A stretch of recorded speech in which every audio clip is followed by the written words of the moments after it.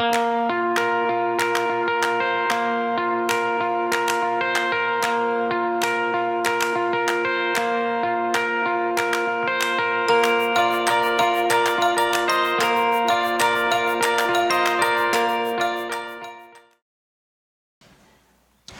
te agradecemos por este privilegio que esta mañana nos das de estar en tu casa. Hemos, Señor, a través de la música, Señor, te hemos adorado, te hemos alabado. Y de veras, Señor, como cantamos esta mañana, cantamos aleluya, Señor. Cantamos aleluya, Señor, porque el Cordero venció. Y eso es lo que nos permite esta mañana estar acá, Señor. El Cordero venció en la cruz y nos ha dado la oportunidad de ser llamados hijos de Dios. Gracias por ese milagro que tú has hecho en la vida de cada uno de nosotros. Gracias por el milagro de la salvación. Pero también gracias por el milagro de unirnos a ti, de hacer un solo pueblo, como dice tu palabra, y de unirnos a ti, Señor Jesús.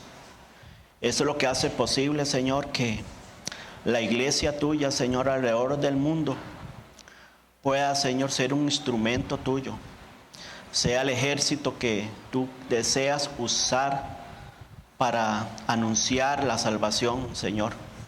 Y poder, Señor, decirle a las personas que en Cristo hay salvación, que en Cristo hay esperanza, que en Cristo hay transformación y que en Cristo, Señor, tenemos la esperanza de que cuando Él venga por nosotros, seremos, Señor, llevados, seremos transformados, seremos, Señor, glorificados, tendremos un cuerpo glorificado semejante al tuyo, Señor Jesús, dice tu palabra. Y eso es un milagro que solo viene de ti.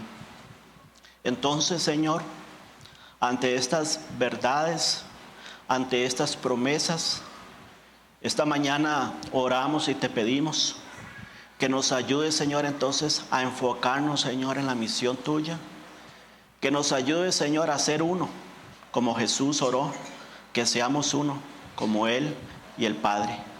Que como iglesia podamos, Señor, fortalecer la unidad, que es la que nos da, Señor, el poder, el empoderamiento, Señor, de poder ser testigos tuyos en este mundo. Bendícenos esta mañana con tu palabra.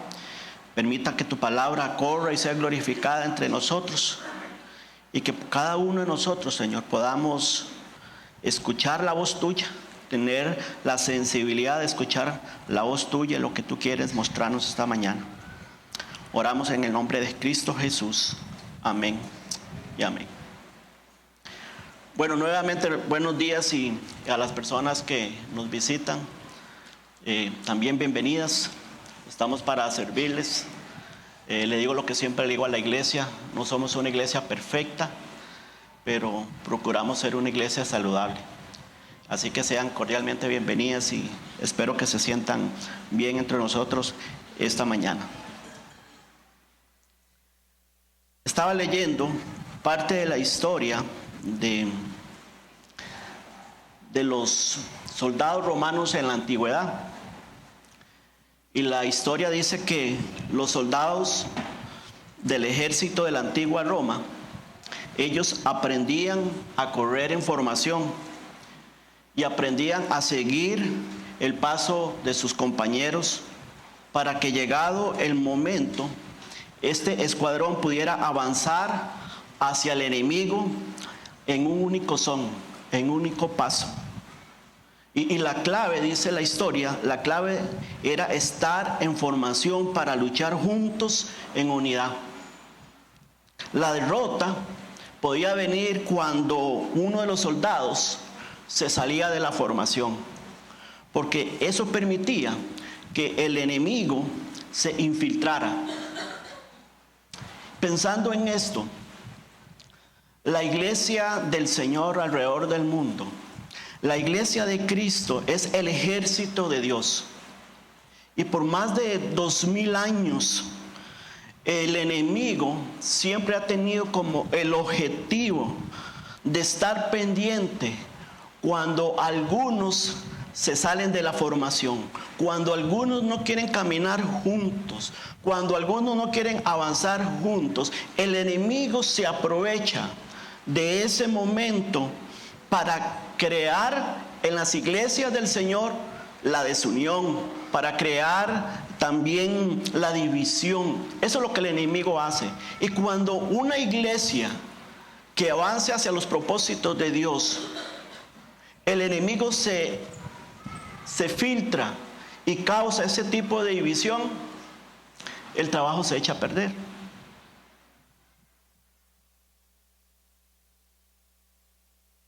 El trabajo no solamente se echa a perder, sino que no rinde los réditos que el Señor espera de la iglesia. Satanás, hermanos, tiene como objetivo desunir la iglesia del Señor. Este es un batallón. Hay otras iglesias en el mundo que son batallones, y en cada batallón el propósito del enemigo es causar división. Hemos venido hablando, hemos venido diciendo reiteradamente que queremos ser una iglesia que siga la misión de Dios. Ese es nuestro objetivo, seguir la misión de Dios. Y si queremos tener en esa batalla, porque es una batalla, si queremos tener la victoria para Cristo, sin duda hay una necesidad imperiosa, y es que caminemos al mismo paso, es que vayamos unidos para avanzar para el progreso del evangelio. Y es interesante algo más en cuanto a los soldados romanos o al ejército romano de la época antigua. Delante de cada batallón iba un estandarte, siempre había un estandarte que iba delante de ese batallón. Y ese estandarte tenía varios significados o simbolismos, pero uno de ellos que me sonó interesante es que se usaba como un medio de comunicación durante la batalla. Un golpe, o más bien un sonido de trompeta, iba a llamar la atención a aquel grupo de hombres que iban ahí en el ejército romano, los iba a convocar a reunirse alrededor de ese estandarte. Y luego de que estaban reunidos ahí, iba a haber un anuncio. El portaestandarte lo que iba a decir iba a darle más bien las directrices a ese grupo de soldados de cómo debían accionar, de cuál iba a ser la estrategia a seguir en el campo de batalla. Entonces ese estandarte señalaba a los soldados cuál iba a ser la acción. Eso entre los simbolismos. Y sabes, hermanos, la iglesia del Señor, que es su ejército, nosotros tenemos un estandarte. Tenemos un estandarte que se llama la Biblia, la palabra de Dios. Y este estandarte que siempre debe estar delante de nosotros, este estandarte nos señala la acción, la estrategia que nuestro capitán, el Señor Jesucristo, quiere que hagamos como iglesia. Este es el estandarte que siempre tiene que estar delante de nosotros. Ahora, este estandarte nos dice cuál es la misión de Dios. Nos señala cuál es la misión que Dios tiene para la iglesia de Emanuel o para la iglesia del Señor Jesucristo alrededor del mundo. Y esa misión tiene que ver con glorificar a Dios y anunciar su salvación a todas las naciones. Esta es nuestra misión. Antes estaba un poquito más extensa, la hemos resumido en estas dos grandes frases. Y lo hacemos con el propósito de que usted y yo la podamos memorizar más fácilmente. ¿Cuál es la misión de la iglesia? La misión de Dios. ¿Cuál es la misión de Dios para todo aquello pueblo redimido? Que glorifiquemos a Dios y anunciemos su salvación a todas las naciones. Eso es lo que dice la Biblia. Entonces nuestro estandarte dice que esa es la misión. Pero esta misión también nos dice, o la Biblia también nos dice, cuál es la estrategia de Dios. Siempre pensamos en misión y en visión. Nos dice, la visión es lo que nosotros queremos llegar a ser como iglesia, o cómo nos vemos como iglesia en el futuro. Eso es un concepto, digamos, que usan los especialistas cuando anuncian la misión de su negocio y su visión. Pero yo quiero decirle algo. No es cómo queremos vernos como iglesia. Es que tanto la misión Dios nos la señala, pero la visión también. La visión tiene que ver entonces cómo Dios nos ve. Es diferente. Yo no quiero usar cómo nos vemos nosotros. No, yo quiero ver cómo Dios nos ve. Porque si la misión es de Dios, Dios tiene una estrategia. Dios tiene un propósito. Y ese propósito es cómo Dios nos ve ahora a nosotros en el campo. Y Dios nos ve de esta manera. La visión de la iglesia es reproducir discípulos. Esa es la estrategia de Dios. La estrategia de Dios para que nosotros glorifiquemos su nombre y para que nosotros anunciemos de la salvación es que Dios va a usar esta estrategia. Reproducir discípulos de Jesús y equiparlos para cumplir la gran comisión. ¿Cómo vamos a cumplir la gran comisión? Dios dice, reproduzcan discípulos. Discípulos de Jesús. Y ahora, equípenlos para llevar a cabo la misión que Él tiene. Entonces, por un lado vemos la misión de Dios, por otro lado vemos la estrategia, cómo Dios nos ve en el campo. Y entonces, ¿qué espera Dios ahora? ¿Qué espera Dios de su ejército, Emmanuel? Dios espera entonces que teniendo claridad acerca de lo que Dios desea, es que Dios espera que nos esforcemos, que luchemos para hacer exitoso su plan. No el plan del Emmanuel, el plan de Dios. Dios demanda entonces que nos esforcemos, que luchemos, que hagamos equipo. Que nos unamos alrededor del Señor. Estos son los estándares. Dios nos da estándares. Dios también nos da esos estándares que podríamos decir hoy que esos estándares que nos va a conectar para llevar a cabo su misión y su visión tiene que ver con algo que nosotros a veces llamamos valores. Los valores. Que nosotros como cristianos tenemos que tener bases sólidas. Y esas bases sólidas son esos valores que en otras palabras podríamos decir son esos controles que limitan la forma en que la iglesia va a hacer la obra. Entonces, ¿cómo vamos a ser exitosos en cumplir la misión y la visión de Dios? Dios nos ha dado entonces valores, tanto para la vida personal como también para la actividad que nosotros emprendamos como iglesia. Igualmente, esos valores los dicta la palabra de Dios. Y pueden ser muchos valores, pero nosotros como iglesia hemos establecido 7 valores. Los hemos resumido en 7 valores. Y esos valores que hemos resumido como iglesia, que son esa forma en que vamos a trabajar. El primero es que tenemos que tener la intimidad con Dios. La intimidad con Dios es lo que nos va a conectar con el Señor.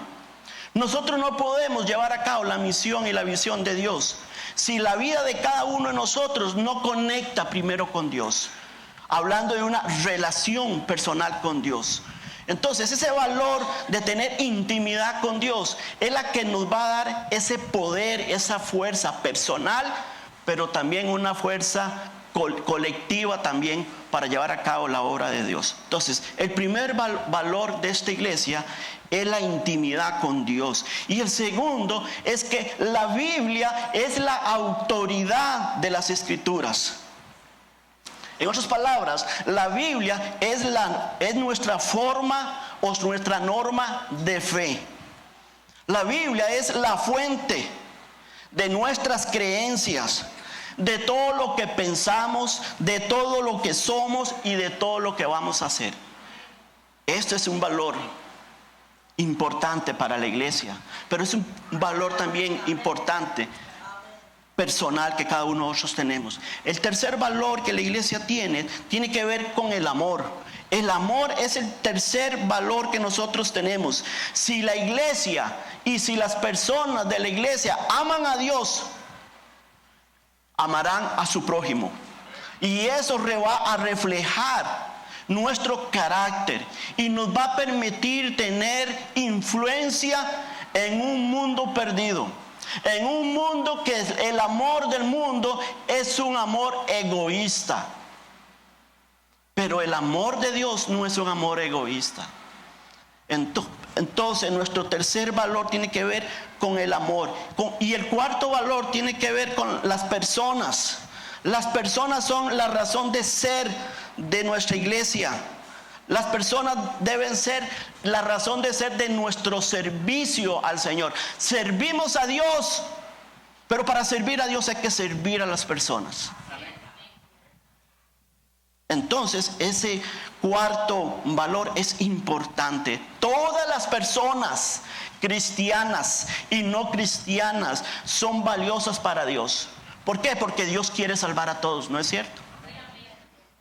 Dios quiere salvar a todas las personas. Entonces, nosotros debemos tener este valor como una de las cosas que nos debe conducir a llevar a cabo la obra del Señor. Nuestro quinto valor es que tiene que ver compromiso y excelencia. Hermanos, y esto es importante, el compromiso y la excelencia. ¿Por qué? Porque Dios es digno, solo Él es digno de todo nuestro mejor esfuerzo y de todo lo que hacemos. Por eso es un valor importante en la iglesia. La excelencia, el compromiso. La excelencia no tiene que ver con las cosas que tenemos materiales. La excelencia tiene que venir de un corazón que esté comprometido con el Señor y que esté comprometido con la obra del Señor a través de la iglesia.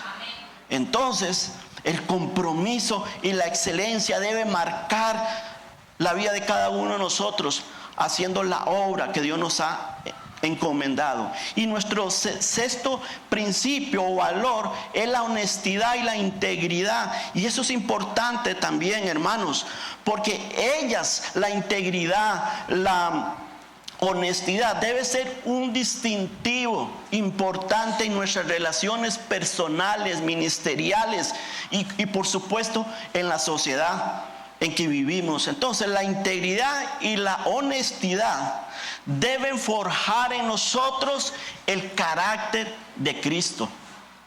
Entonces, esto es un valor importante.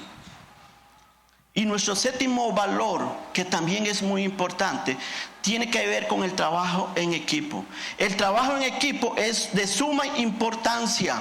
Hacer iglesia en equipo es el diseño de Dios. No es el diseño del pastor, no, es el diseño de Dios. Trabajo en equipo lo hace Dios, el Espíritu Santo y el Hijo. Ellos nos muestran que el diseño de Dios para llevar a cabo la misión y la visión de Dios es el trabajo en equipo.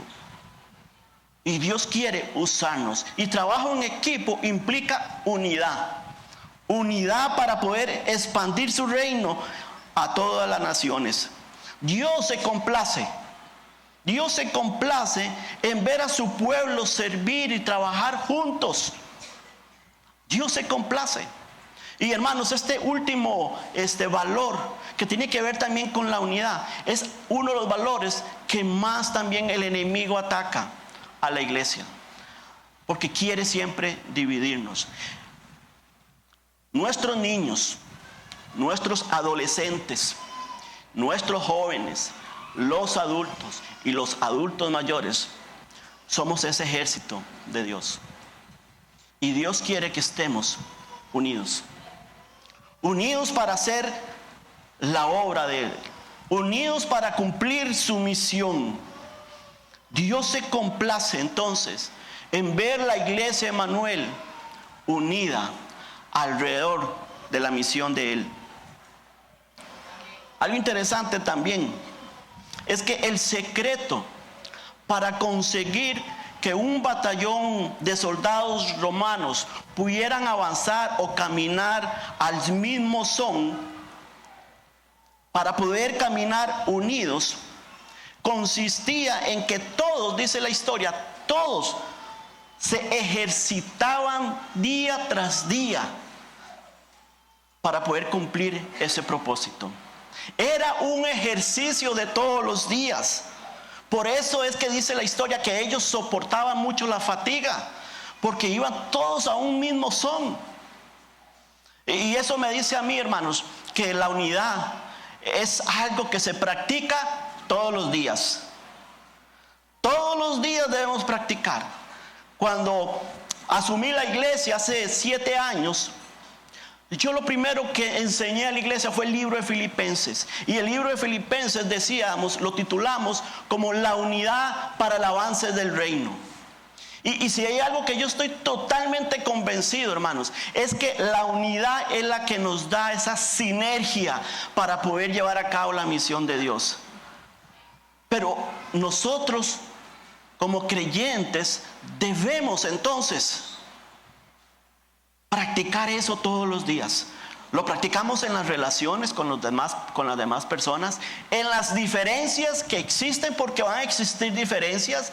El punto no es la diferencia, el punto es cómo trato la diferencia. Y Dios nos da las pautas para poder hacerlo. Entonces, el secreto para conseguir que un batallón de soldados llamados Emmanuel está en que cada uno de nosotros somos responsables en practicar la unidad día tras día. Debemos ejercitarnos en eso. La iglesia de Filipos era una iglesia firme doctrinalmente. Yo diría que nosotros somos una iglesia en ese aspecto, firmes doctrinalmente. Era una iglesia ferviente, era una iglesia generosa. Sin embargo, enfrentaban los peligros de la desunión. Cuando usted ve Filipenses, usted ve a Pablo elogiando a esta iglesia, pero también al final del capítulo 4 vemos a Pablo diciéndole, rogándole a Evodia y a Síntique que fueran de un mismo sentir. Habían diferencias, pero el punto no era que habían diferencias, es que habían diferencias que no las arreglaban. Y eso estaba causando. Pablo vio el peligro, lo que podría ocasionar eso a la iglesia. Creo que podemos tener nosotros como iglesia estas mismas características que son esenciales para el ministerio efectivo. Pero estas características, ser una iglesia doctrinalmente estable, ser una iglesia ferviente, ser una iglesia generosa, estas características por sí mismas no pueden garantizar la protección contra la falta de unidad. Por eso Pablo les escribe a ellos y nos escribe también a nosotros para que estemos atentos a este gran peligro. Hermanos, usted y yo, todos luchamos con nuestro carácter, ¿no es cierto? Todos luchamos con nuestro orgullo. Todos tenemos falencias. Tenemos reacciones equivocadas. A veces actitudes mal dirigidas. Y la pregunta es, ¿cómo se puede lograr la unidad en la iglesia? Por eso el mensaje de esta mañana, reforzando todo lo que hemos venido diciendo. El mensaje de esta mañana se llama la unidad con propósito. El libro de Esdras relata el segundo éxodo de la nación de Israel. El primer éxodo de Israel fue cuando Moisés sacó al pueblo de Egipto. Pero en Esdras vemos a los judíos regresando de la cautividad de Babilonia. Y dice Esdras en el capítulo 2 que toda la congregación venía unida como un solo hombre. ¿Por qué venía unida como un solo hombre? Porque el objetivo era reconstruir los muros, reconstruir el templo, que volviera a Jerusalén el culto de adoración a Dios. Y entonces Esdras dice que todos venían como un solo hombre. Casi 50,000 personas venían ahí. Cualquier proyecto, como decía ahora, cualquier proyecto, sea secular o sea espiritual, deja de ser efectivo cuando no hay cooperación, cuando no se tiene el mismo objetivo, cuando no existe la armonía. Cualquier plan deja de ser efectivo, cualquier proyecto deja de ser efectivo.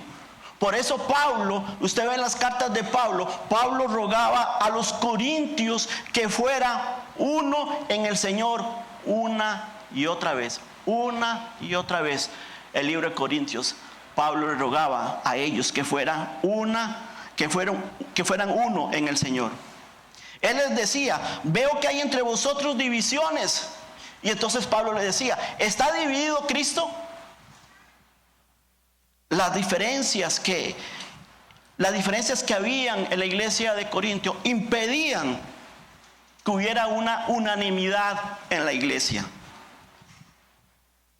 Entonces, con esto en mente, dice la Biblia en Filipenses 1:2. Filipenses 2:1-2 dice: por tanto, Pablo le dice, por tanto, si hay alguna consolación en Cristo, si algún consuelo de amor, si alguna comunión del Espíritu, y note la palabra Espíritu, no es Espíritu con E minúscula, si alguna comunión del Espíritu, si algún afecto entrañable, si alguna misericordia, completad mi gozo sintiendo lo mismo, teniendo el mismo amor, unánimes, sintiendo una misma cosa. La palabra unánimes en el griego se traduce como el mismo sentir.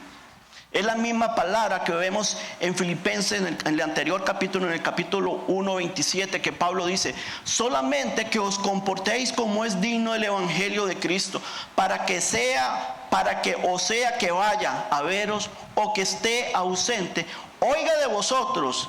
¿Qué esperaba Pablo? Escuchar de la iglesia de Filipenses: oiga de vosotros que estáis firmes en un mismo espíritu. Ahora sí, con E minúscula, un mismo sentir, firmes en un mismo espíritu. Dice: combatiendo, luchando, unánimes por la fe del evangelio.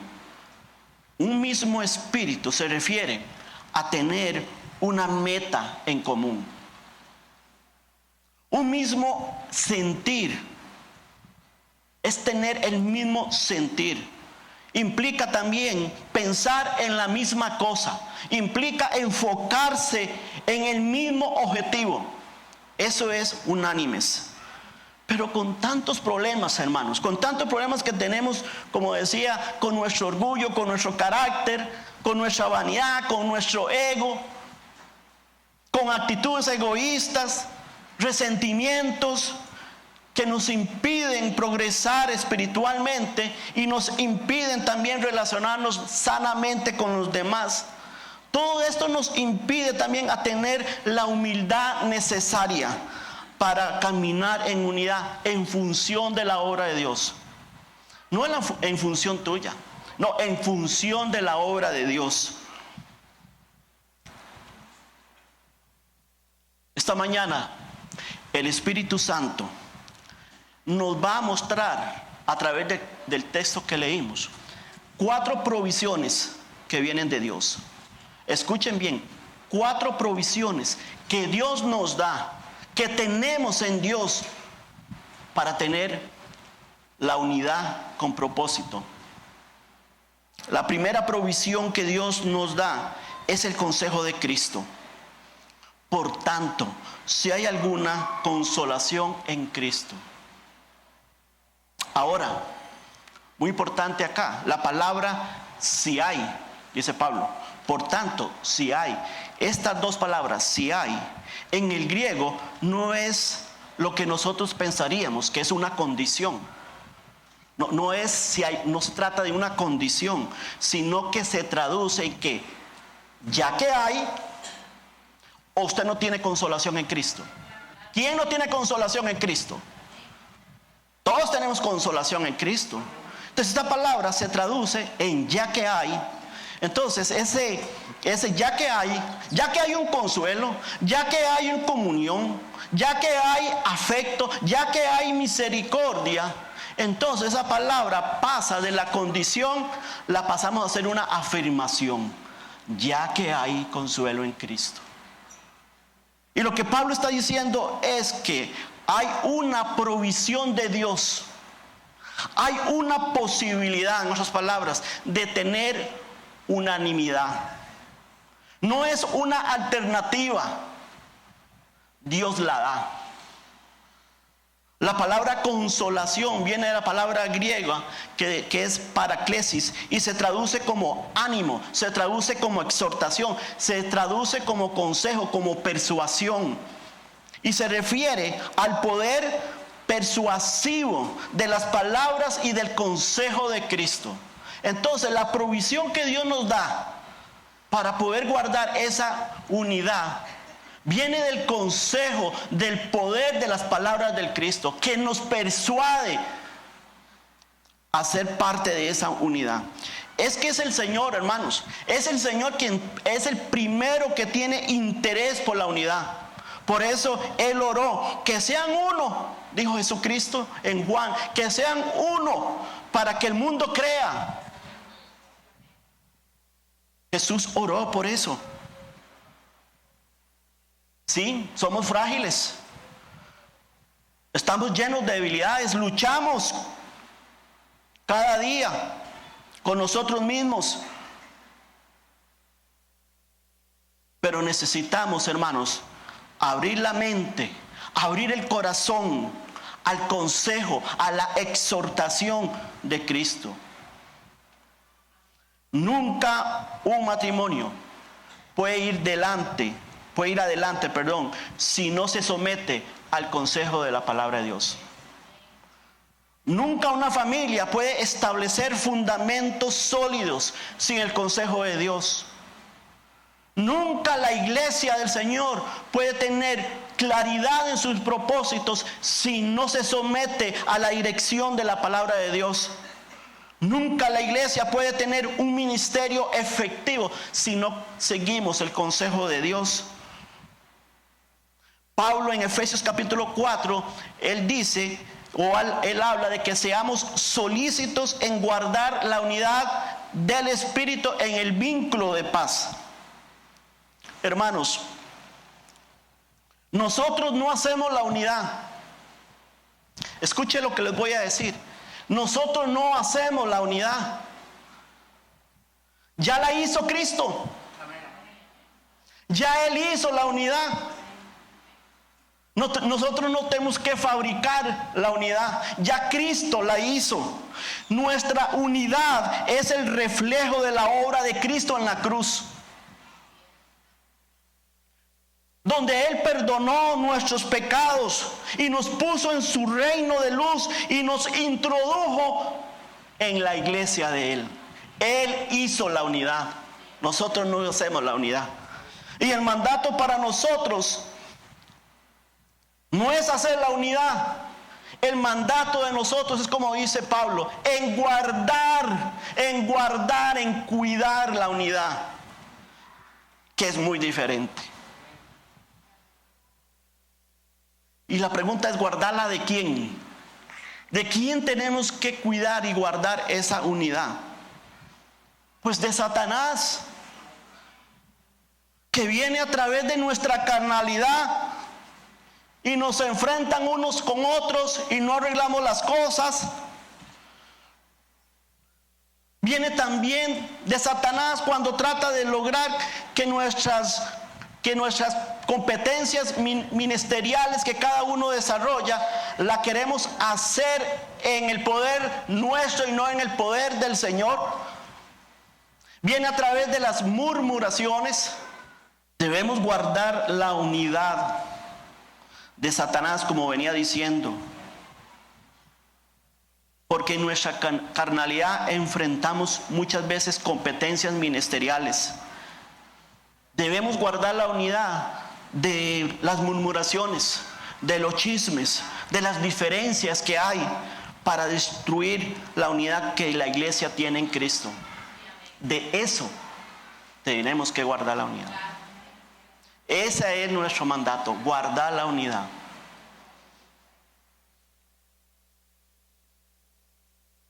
Hermanos, la iglesia Emmanuel está para ser una muestra viva de la gracia de Dios y ser un reflejo de la unidad del único Dios sobre el cual se edifica la iglesia. Hermanos, por su gracia, por la gracia de Dios, hemos recibido la unidad con Dios. Amén. Nosotros no la buscamos. Por la gracia de Dios, hemos recibido la unidad con Dios. Y eso debe demostrarse con una actitud proactiva. No es solamente no tengo problemas con nadie. Tiene que ver, como decía anteriormente, con resolver los conflictos que tenemos con los demás. Estamos unidos a Cristo. Y con ello, como estamos unidos a Cristo, también estamos unidos al deseo del Señor Jesucristo. ¿Cuál es el deseo del Señor Jesucristo? Que entreguemos un solo evangelio, un mismo evangelio. Esto es unidad con propósito. La segunda provisión que Dios nos da no solamente tiene que ver con el consejo de Cristo, sino con el consuelo de amor. Dice, por tanto, si hay alguna consolación en Cristo, si algún consuelo de amor. Esta frase se traduce literalmente hablando amistosamente unos con otros. Alguien que se acerca para ofrecer aliento a otras personas. Ve lo que dice 1 Juan 4:16. Dice, y nosotros hemos conocido y creído el amor que Dios tiene para con nosotros. ¿Cuál es el amor que Dios tiene para con nosotros? Dios es amor. Y el que permanece en amor, permanece en Dios y Dios en él. Esto es la iglesia. Hermanos, la iglesia debe ser una comunidad de amor. Por eso es uno de los valores que la iglesia tiene. El amor a Dios, el amor a las personas.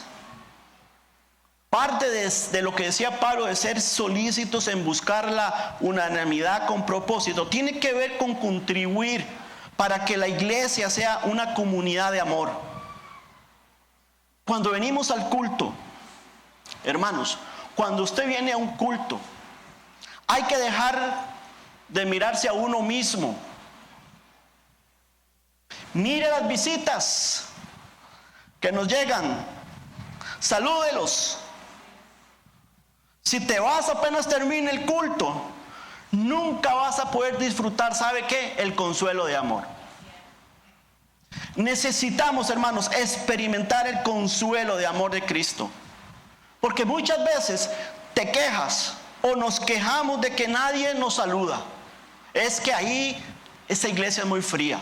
Nadie nos saluda. Quizás, hermanos, el corazón tuyo es el que está frío. Quizás sea tu corazón que está frío. Necesitamos, hermanos, comprender que debemos amarnos, sí, los unos a los otros, pero estar pendiente también de las personas. Ahora, ¿y qué personas necesitan que le entreguemos el consuelo de amor? ¿Y qué de las personas? Eso es aquí a nivel de comunidad cristiana. ¿Y qué de las personas hay afuera? Efesios 2:4 dice, pero Dios, que es rico en misericordia, por su gran amor con que nos amó, aun estando nosotros muertos en pecados, que dice la Biblia, nos dio vida juntamente con Cristo. Por gracia sois salvos. Qué gran consuelo, ¿verdad, hermanos? Es saber que Dios nos buscó y nos salvó. Amén. Qué gran consuelo es saber que antes estábamos muertos, pero ahora Cristo nos dio vida. Qué gran consuelo. Consuelo de amor. Qué gran consuelo saber que Cristo nos dio vida eterna. Qué gran consuelo. Estoy leyendo un libro que se llama El llamado de ser siervos de Dios. El escritor dice que uno de los problemas del cristianismo es que pensamos que Dios nos llama a ser fabricantes, cuando la realidad es que debemos ser distribuidores, dice el escritor. Porque dice él, solo Dios tiene los recursos para satisfacer las necesidades humanas. Eso es una gran verdad.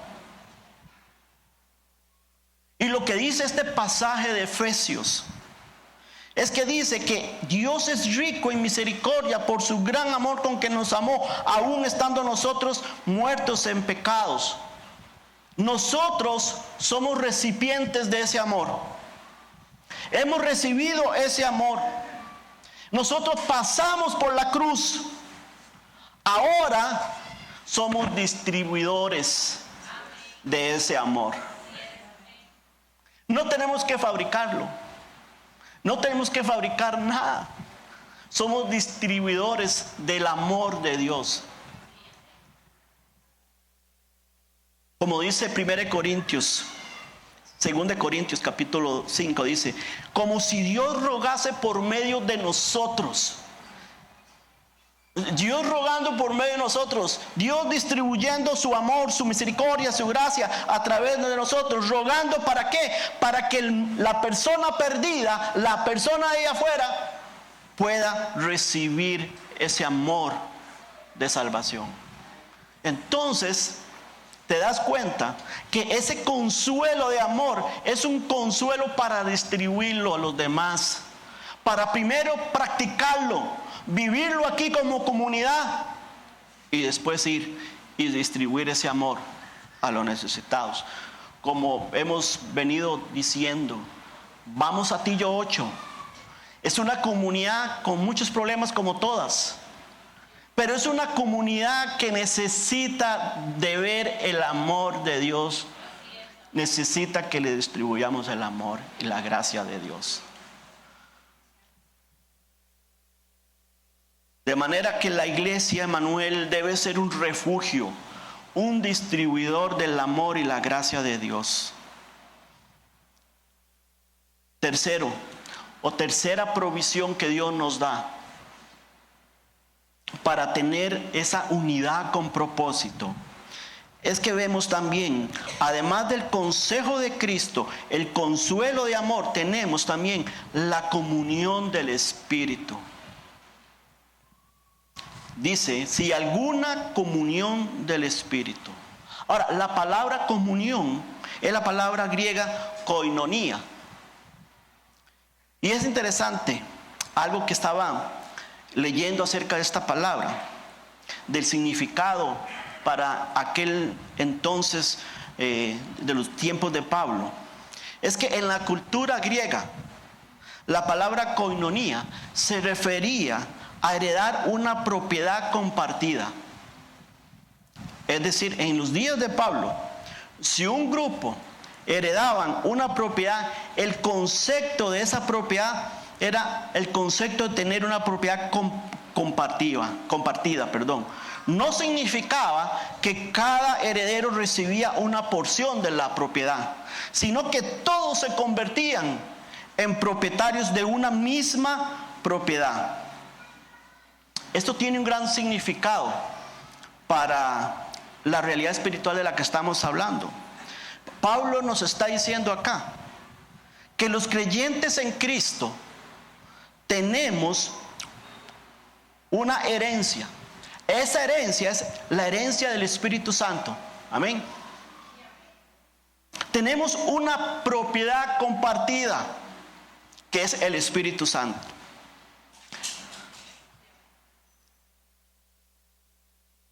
No es que usted tiene un pedacito del Espíritu Santo, una herencia, una porción del Espíritu Santo, yo tengo otra porción, fulano tiene otra porción. No, es una porción completa en la que todos somos herederos. Usted no recibe una porción del Espíritu y yo recibo otra. No, ese no es el concepto. Cada creyente tenemos una propiedad compartida por fe en Cristo. A todos, dice Pablo, a todos se nos dio de beber el mismo Espíritu, dice Pablo. Pablo dice en 1 Corintios que somos templo del Espíritu Santo. Todos hemos recibido o hemos heredado de parte de Dios una propiedad completa, que es la persona del Espíritu Santo. En otras palabras, nuestra comunión con el Espíritu está completa. No es que usted necesite más del Espíritu, o fulano, sultano necesite más del Espíritu. Todos tenemos la misma medida.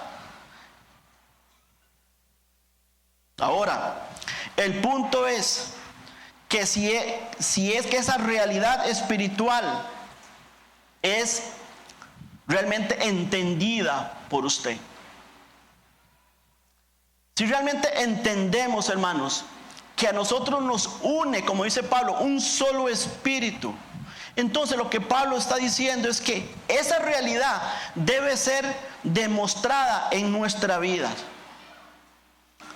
Si el Espíritu Santo, hermanos, si el Espíritu Santo se dignó a tener comunión con nosotros, ¿cuánto más deberíamos estar dispuestos nosotros a tener comunión unos con otros?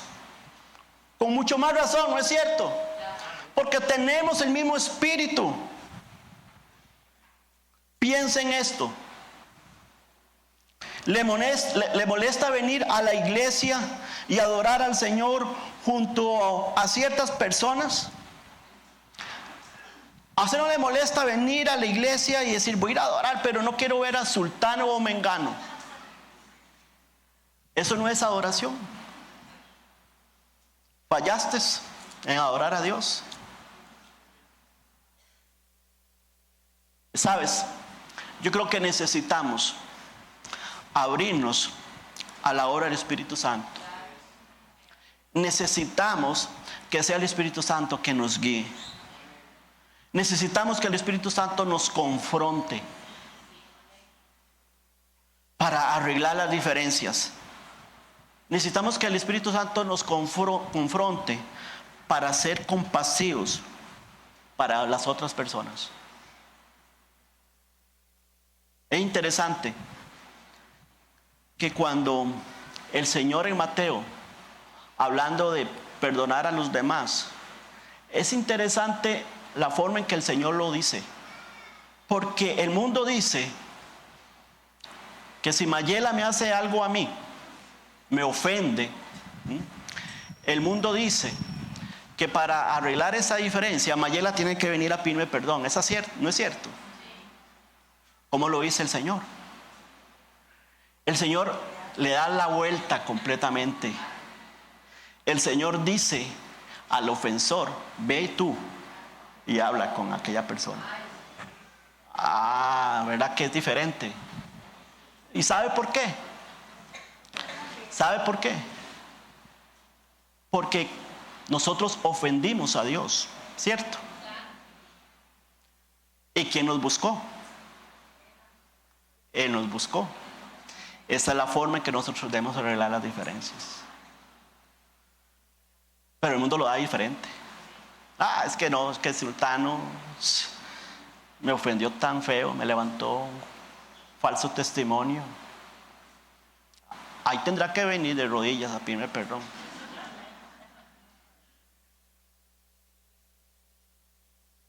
Y Jesús da en la llaga. Ve tú. Juan, ve tú y arregla con Machi. Así que Machi, no me ofenda.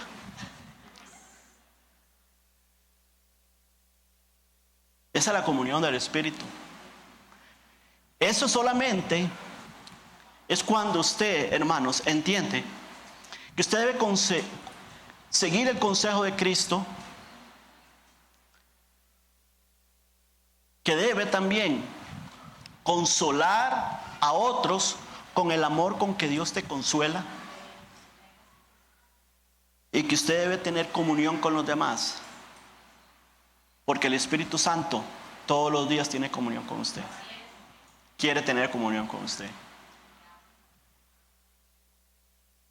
Por eso necesitamos abrirnos a la obra del Espíritu Santo, que muchas veces es algo mal interpretado.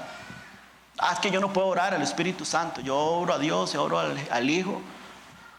Y el Espíritu Santo no es que dice que es nuestro consolador, que es el que nos guía a toda verdad. ¿A quién tienes que pedir que te guíe y que te consuele y que te ayude a consolar a otros? Por eso la Biblia dice comunión con el Espíritu. ¿Qué es la comunión del Espíritu, hermanos? Que nos moviliza a orar unos a otros. Es la comunión con el Espíritu. Es la comunión del Espíritu que nos lleva a ser distribuidores de la gracia de Dios a quienes están en la oscuridad del pecado. Es la comunión del Espíritu con el Espíritu que nos moviliza a ser discípulos. Es la comunión del Espíritu la que nos moviliza cuando vemos necesidades en las demás personas. Si no tenemos comunión con el Espíritu, nunca vamos a ser sensibles a las demás necesidades. Nunca vamos a ser distribuidores de la gracia de Dios. Si no hay esa comunión con el Espíritu, si no estamos recibiendo su consuelo, su guía, su llenura. ¿Te das cuenta, hermano? Cómo la unidad con propósito necesita la comunión y la guía del Espíritu Santo. Y eso es una provisión que Dios nos ha dado. Por eso decía, la unidad no se hace, ya la tenemos. Tenemos que guardarla. Y la forma de guardarla es siguiendo el consejo de Cristo, es siguiendo el consuelo de amor, es teniendo comunión del Espíritu. Y finalmente la cuarta provisión es que tenemos la compasión cristiana. Si algún afecto entrañable, si alguna misericordia, dice Pablo. En otras palabras, ya que hemos recibido el afecto entrañable y la misericordia de Dios, la palabra afecto entrañable conlleva la idea de un sentimiento profundo. Y junto con la palabra afecto entrañable vemos la palabra misericordia, que implica una demostración o una preocupación por otra persona que está pasando dificultades. En otras palabras, afecto y misericordia se entrelazan. Una no puede tener una misma sin la otra. Las dos se entrelazan. El afecto entrañable, ese sentimiento profundo, se entrelaza con la misericordia. Afecto es el sentimiento interno, en otras palabras, de la emoción. Y la compasión es la expresión de esa emoción, de ese sentimiento. Un autor dice lo siguiente: el afecto es la raíz, la compasión o la misericordia es el fruto. Y yo agrego que el fertilizante de esa raíz viene de la comunión con el Espíritu. Hermanos, el afecto entrañable, apasionado y la misericordia que Cristo tuvo y tiene todavía para con nosotros debe impulsarnos entonces a servirle con una mente centrada en la misión. El mundo hoy se está perdiendo sin Cristo. Necesitamos una familia unida. Necesitamos cristianos que se complementen. Cristianos que sí, hay diferencias, pero que las arreglen. Necesitamos una iglesia unida. Si no, hermanos, todas las estrategias, todos los buenos planes que podamos tener, no va a tener el éxito que nosotros deseamos. Y yo diría, no vamos a tener la victoria para Cristo, porque es para Él. Vamos a ir a una batalla allá afuera, pero el triunfo no es para Emmanuel, el triunfo es para el Señor Jesucristo. Y somos soldados de Él. 4 formas entonces de pensar juntos en unidad, hermanos. Nútrate espiritualmente a través de la palabra de Dios y a través de la oración. Congréguese regularmente. El venir a la iglesia no es una segunda opción que usted tiene. Es una prioridad en la vida cristiana. Porque siempre lo he dicho. El domingo es el día que Dios suena su trompeta para reunir a su pueblo alrededor de su iglesia. No es una opción, es una necesidad, es una prioridad. Sirva en la obra de Dios. Sirva en la obra de Dios, ejercitando sus dones, sus talentos, como hemos venido diciendo. Lo que tenemos el próximo fin de semana de taller de finanzas es la iniciativa de un joven como Alberto y Pamela que me propusieron esta iniciativa, vale la redundancia. ¿Para qué? Para que Dios la use como un medio de contactos y de alcance a los demás. Yo sé que aquí, como lo vengo diciendo hace buen rato, hermanos, todos tenemos talentos, tenemos dones, tenemos experiencias de vida, tenemos muy buenas ideas. Tu misma profesión. No sé, hermanos. Pídale a Dios, ore a Dios, Señor, ¿cómo puedo yo utilizar lo que tú me has dado, las facilidades que tú me has dado, para poderlo demostrarlo hacia otras personas? ¿Cómo puedo? Y si usted tiene una idea, una iniciativa, lo que he dicho, búsqueme y hablamos y hacemos una actividad como la que vamos a tener este fin de semana. Es una gran oportunidad que Dios nos da como iglesia, pero debemos caminar juntos. Responda, hermanos, positivamente al liderazgo de la iglesia.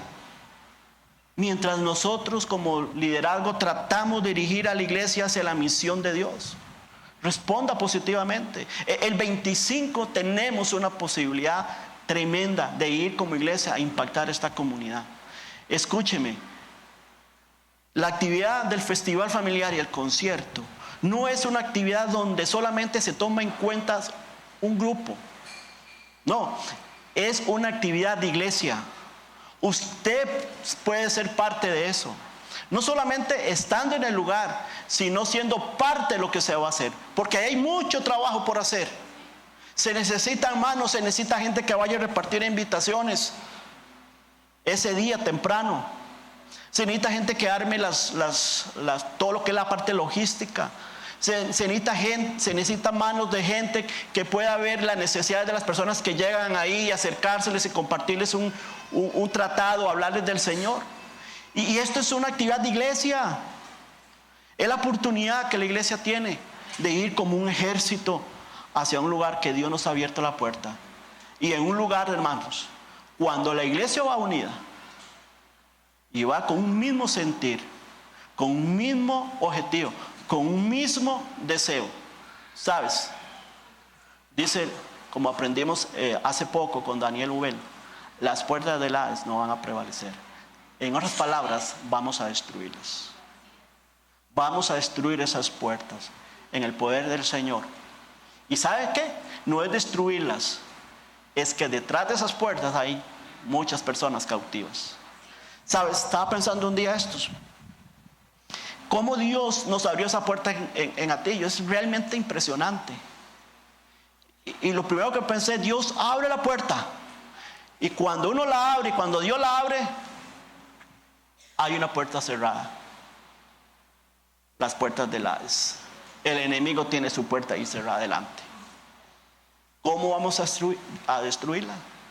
En el poder de Dios. Siguiendo la misión de Dios. Usando la estrategia de Dios.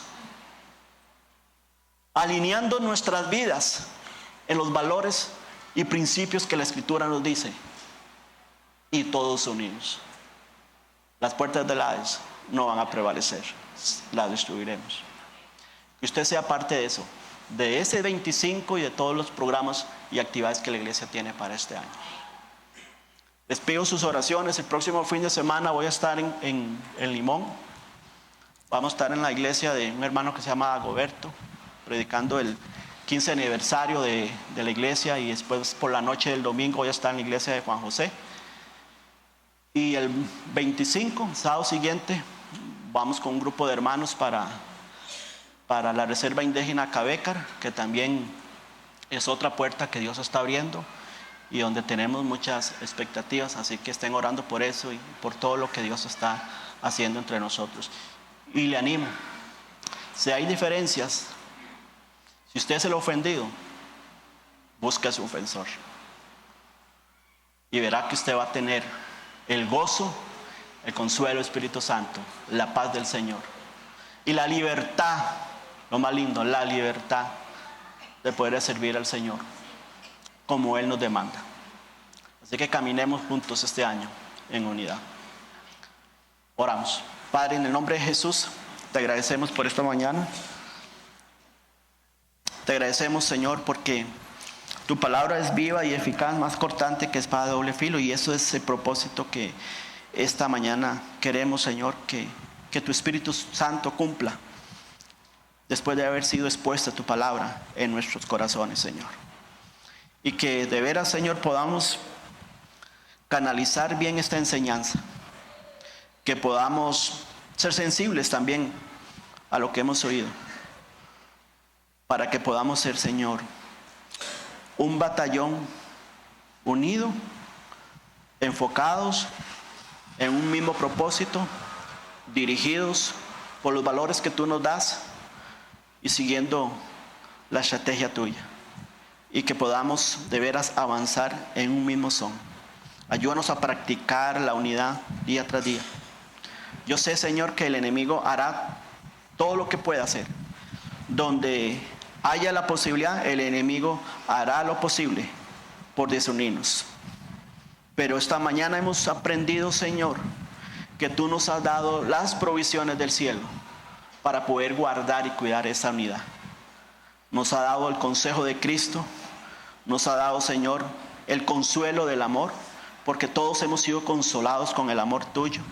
Y ese consuelo de amor podemos distribuirlo en nuestras relaciones interpersonales, pero también lo podemos distribuir, Señor, al mundo perdido. Nos ha dado o tenemos la comunión con el Espíritu, que es tu Espíritu Santo. Todos tenemos el mismo Espíritu. Y el Espíritu Santo es el que nos guía, nos consuela, nos ayuda en nuestra debilidad, como dice tu palabra. Que podamos de veras, Señor, tener esa comunión del Espíritu. Y sobre todo, Señor, tener la compasión cristiana. Señor, tener ese afecto, esa misericordia que tú tuviste con nosotros, Señor. Y que eso nos impulse, Señor, de veras, Señor, a ser hijos tuyos, enfocados en la misión tuya. Señor, gracias por tu palabra esta mañana, Señor. Gracias por las personas que nos han visitado. Yo te pido por cada una de ellas, que tú, Señor, bendiga sus vidas. Que tú, Señor, de veras, Señor, cumpla tus propósitos en la vida de cada una de ellas, Señor. Y si una persona no te conoce, Señor, que esta mañana, Señor, pueda de veras, Señor, haber escuchado el mensaje tuyo. Que tú, Señor, nos buscas, que esta mañana está aquí, no por casualidad, sino porque tu Espíritu Santo la trajo y quiere comunicarle algo. Y esa comunicación viene primeramente, Señor, que tú eres el consuelo de amor, que tú puedes, Señor, satisfacer las verdaderas necesidades que hay en su corazón, empezando por una salvación tan grande que tú nos das. Que estas personas, Señor, puedan salir de acá, Señor, con la salvación en Cristo Jesús.